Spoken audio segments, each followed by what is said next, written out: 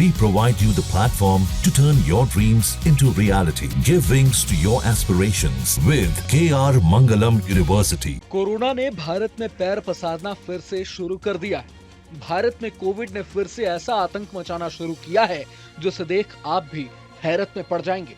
तो हो जाइए सावधान, क्योंकि फिर से कोरोना का कमबैक हो गया है। दरअसल देश में फिर से कोविड-19 संक्रमण के मामलों में धीरे धीरे बढ़ोतरी देखने को मिल रही है।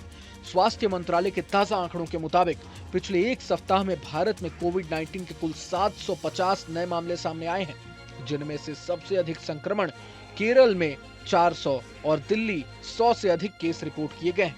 देश भर में 1000 से ज्यादा एक्टिव केस हो गए हैं।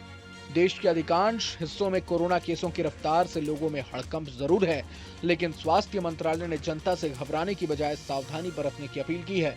अधिकारियों के मुताबिक फिलहाल संक्रमण की दर काफी कम है और अस्पताल में भर्ती होने की आवश्यकता बहुत सीमित है।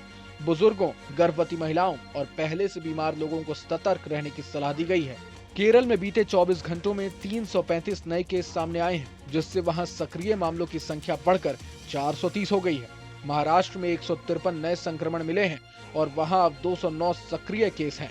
वहीं दिल्ली में 99 नए मरीजों के साथ कुल एक्टिव केस 104 हो गए हैं। इनके अलावा गुजरात में 83, कर्नाटक में 47, यूपी में 15 और पश्चिम बंगाल में 12 सक्रिय केस दर्ज किए गए हैं। अब बिहार में भी 2 मरीज मिले हैं। बिहार में कोरोना की दस्तक से स्वास्थ्य विभाग अलर्ट पर आ गया है। पटना में 4 दिन पहले 2 व्यक्ति स्थानीय अस्पताल में खांसी, बुखार, सांस लेने में कठिनाई की शिकायत लेकर पहुंचे थे। उनका ऑक्सीजन लेवल भी कम होने जैसे लक्षण दिखे हैं, जिसके आधार पर कोरोना वायरस की जांच की गई, जिसमें दोनों का टेस्ट पॉजिटिव आया है। ये मामला पटना और बेगूसराय जिले से सामने आए हैं।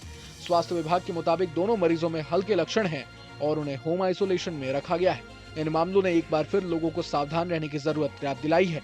स्वास्थ्य विभाग ने बताया कि दोनों मरीजों की स्थिति स्थिर है और उनकी निगरानी की जा रही है। इन मामलों में इजाफे के बीच सरकार की निगरानी एजेंसी INSACOG यानी Indian SARS CoV 2 genomics consortium ने 2 नए कोविड वेरिएंट की पहचान की है, जो है NB.1.8.1 और LF.7।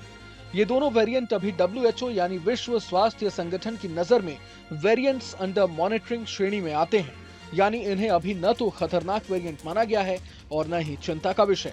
JN.1 ओमिक्रॉन के BA.2.86 का एक स्ट्रेन है। इसे अगस्त 2023 में पहली बार देखा गया था।